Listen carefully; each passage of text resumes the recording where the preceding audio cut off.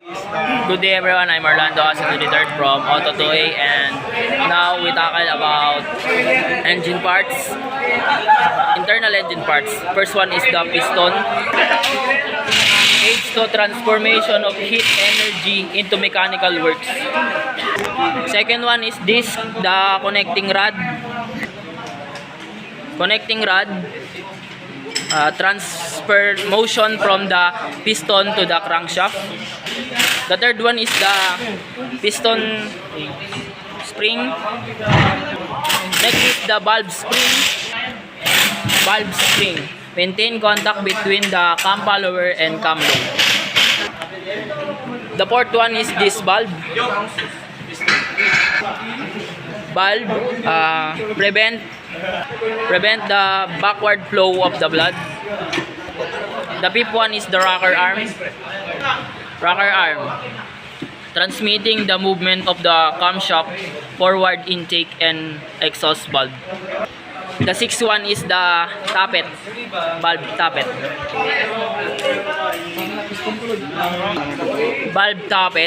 Convert the rotation of the camshaft into vertical motion. Seven one is the push rod. Transfer motion from the camshaft. Eighth one is the rod bearing. Provide a low friction pivot point between the connecting rod and the crankshaft. Next one is the piston ring. These piston rings here. Piston ring carry heat away from the hot piston into the cold cylinder. The 10th one is the water pump. Here, the water pump. Water pump pushes coolant from the radiator through the coolant system. The 11th one is the camshaft sprocket here. Camshaft sprocket maintain the proper type. Next one is the crankshaft. Crankshaft responsible for the proper operation of the engine. This one. The next one is the cylinder block. Here, cylinder block. Cylinder block, lubrication, temperature control, and lubrication of engine. That one. Next one is the cylinder head. Cylinder head control air fuel in and out of the cylinder, help deployment. This one. Next one is the flywheel. Flywheel to store mechanical energy to balance the engine to continuous to have good performance. Next is the timing belt. Timing belt controls the camshaft into. Next is the clutch disc. Next one is the cylinder head gasket. Next one is the rocker arm shaft assembly. This one. Next one is the crank seal housing. Next is the crankshaft bearing. Next one, this is the valve block. Next is the connecting rod cap. This is valve retainer. Next one is this, the valve retainer. Next one, this is the camshaft. This is the oil strainer. And the next one is this, the timing gear. That one, this one. Next one, this is the pilot bearing.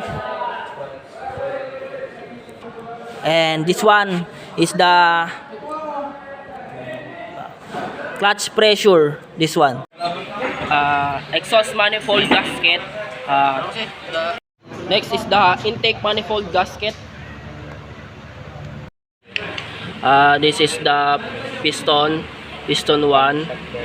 The piston is convert the energy release during combustion into mechanical action and transfer into the crankshaft in the form of a torsional force via the piston pin and the connecting rod.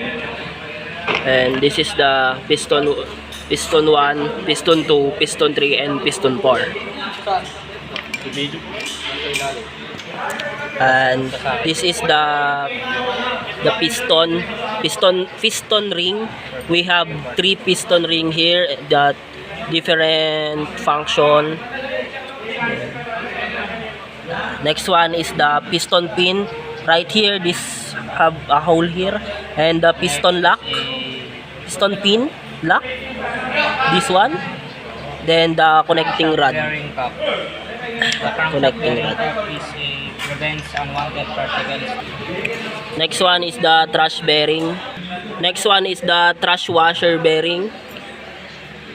The function of thrush washer bearing is to keep the rotating components in place by providing it with something to rub up against if it begins to move literally. Next one is the crankshaft bearing cup. The first one, second, third, and fourth. Crankshaft bearing cup is prevent unwanted particle from entering into the place where the bearings are. Good day everyone, I'm Orlando Acido III from Auto2A, and for today I will show you the external parts of engine. This is the engine mount, and the function of it is to mount the engine to the transmission. The second one is the oil filter. The function of it is to filterize the oil from debris or any dirt in oil. Next is the oil pan. The function of it is to hold the oil. Next one is the cylinder head. This, and next one is the intake manifold. The function of it is to enter the air and fuel mixture to the cylinder. Exhaust manifold. The function of it is to enter out the exhausted gases. Next here we have a radiator pan.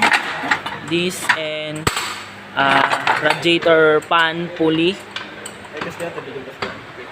And next one, this is the alternator. And this is alternator pulley. Then this, and also have a pulley here, and here next is the radiator. Yeah, radiator. Radiator is to cooling the coolant or cooling the engine to not overheat. Next is the starter motor. This starter motor. Then this is the solenoid here.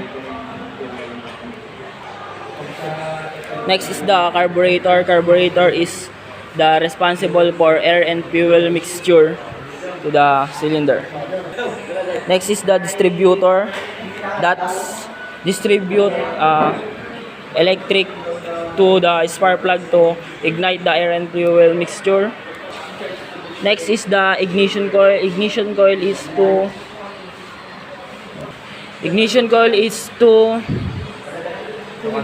convert the 12 volts into 30 to 20,000 volts. Next one here, the dipstick. Dipstick is to see the oil level in the oil pan. Next is the engine oil cap. The purpose of it is to cover the reservoir of top head cover. Next is the spark plug. The purpose of spark plug is to ignite the air and fuel mixture to the cylinder. Next one is the transmission housing. Next one is the inner radiator hose. Next is the radiator pump right here. The purpose of it is to pump the coolant to the engine from the